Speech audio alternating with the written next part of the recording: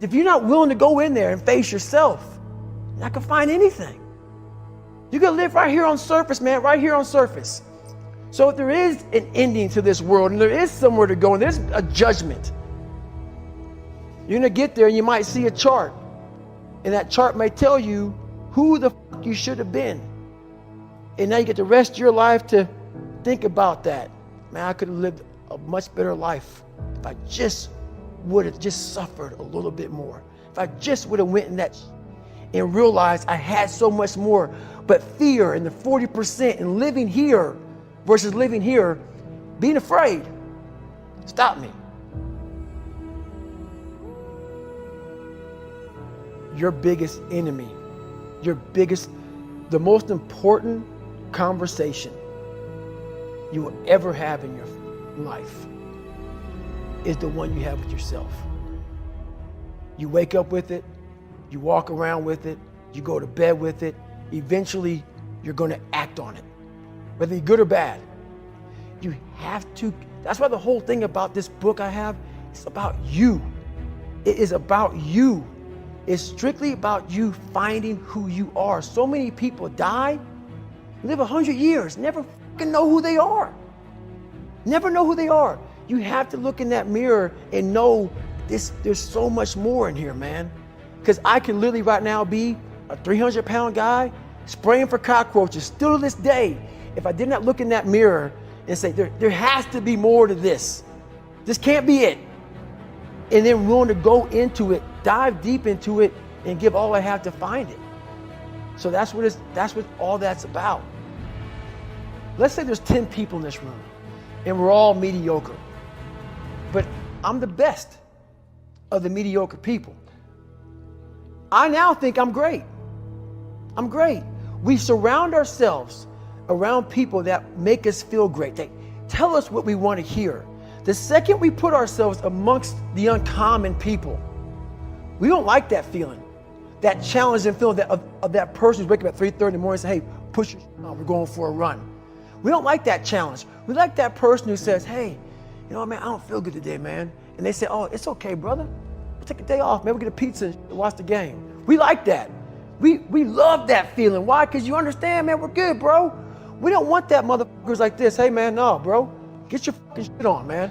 Stop being a punk. We don't want that in our lives. We don't want that person who's constantly challenging our weaknesses. We want that person who's constantly, making us feel nice and good and secure in ours. That's the mediocrity of life. We want to be the best amongst the average people. People wonder, how do you stay hungry all the time? Because after I accomplish something, I don't sit back like a lot of guys who graduate buds, graduate this, graduate that.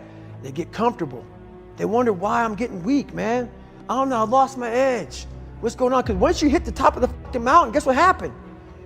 I'm good. I'm good, so you wonder why you're falling down now. Because once you reach the top of the mountain, you got to build another one. That's mediocrity. There's a lot of people in mediocrity who have a nice resume, but they're one-timers, man. They hit a one-time deal, they busted it open, got a lot of money, but they're good. You're mediocre now, man. What are you fucking doing today, tomorrow, the next fucking day? That's why I don't listen to theorists. I don't listen to all that bullshit. I listen to a motherfucker who's like this, man. What's wrong, man? I'm fucking tired, dude. Why are you tired? Because tomorrow, I gotta do the fucking shit again, man. Whatever it is that made me fucking nauseous and sick to my stomach, it made me hurt. There's no ending. And that's the person I listen to. That's the person who's gained knowledge. You gain knowledge through suffering. And on the other end of suffering is a world that very few have ever seen. It's a beautiful world because that's where you find yourself. You don't find yourself in over here. You find yourself on the other end. Like the 100-mile race I was on, I ran it for 24 hours. I found myself on the other end of that race. That 19 hours, I found, wow, there's a whole nother world out here that I've never even saw. But the world's in your mind. And that's what all that mediocrity is about. The mind has the tactical advantage over you at all times. At all times of your life, the mind has a tactical advantage over you. Why is that? It knows what you're afraid of. It knows your insecurities. It knows your deep, dark lies. And it starts to push you away from that. It pushes you in a direction that is comfortable. The mind controls everything. So what I realized was that when I was growing up and I was 300 pounds and I got all fat and I got all insecure, I realized that my mind kept taking me in this direction. When things got uncomfortable for me, when I was facing my insecurities, when I was facing my fears, my mind said, oh no, we have the tactical advantage. We need to get you, separate you from this feeling over here. Life's all about feelings. We want the happy feeling. We don't want that feeling of this sucks.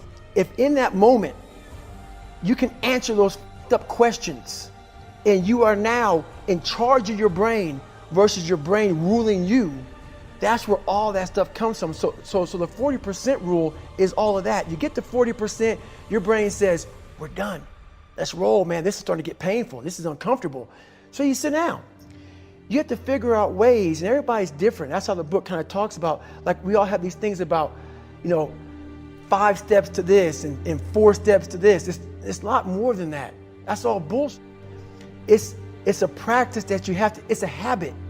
So if you know that at 40%, I'm feeling pain. At 40%, I'm feeling pain. That's where the 40% rule kicks in. Now it starts. Okay, I'm feeling pain. My mind's saying all this to me. It's saying, get out of here, run, flee. The fight or flight kicks in. Okay, we're done. We're not good enough. It starts telling you all these things. You start to believe it because the mind controls all. This is the time where you have to gain control back of your mind. It's okay. Let me see if I can go 45%. And once you start giving yourself more and more hope and start realizing, okay, the mind starts to be, okay, what are you doing? We're supposed to be going right and you're going left. You start then controlling your mind. Start finding more in yourself. And then it goes from 40% to a lot further than that. But that's the start of it though. Get to the spot where your mind is saying stop. Wherever that is, you gotta get there first. And then that's when that starts to work for you. You gotta control yourself in that moment.